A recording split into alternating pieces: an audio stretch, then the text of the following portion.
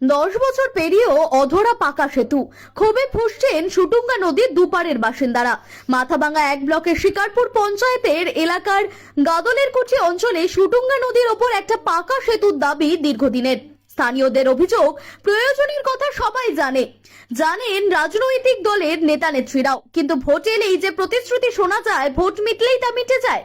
স্থানীয় সূত্রে জানা গিয়েছে 2016 সালের 6ই নভেম্বর সুটুঙ্গা নদীর ওপর থাকা রেবতীর মন সেতুর একাংশ ভেঙে পড়েছিল।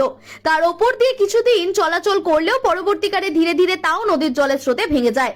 তখন থেকেই শিকারপুর, হাজরাহাট, নয়ারহাট সহ বিস্তীর্ণ এলাকার মানুষকেই ঝুঁকি নিয়ে নদী পারাপার করতে হচ্ছে।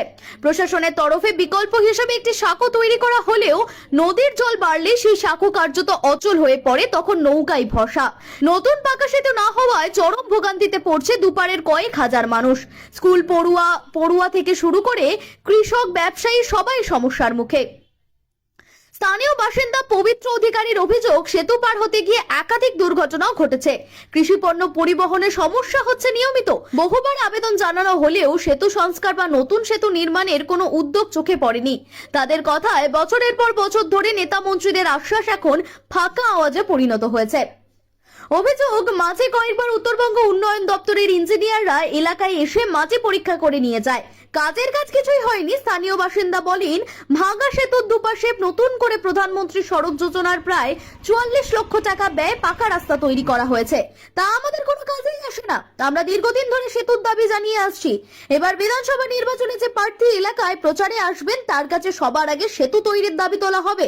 ভোটের মুখে ফের সেতু ইস্যুতে সরব হয়েছেন স্থানীয়রা। তাদের স্পষ্ট কথা, আর প্রতিশ্রুতি নয়, এবার চাই স্থায়ী সমাধান।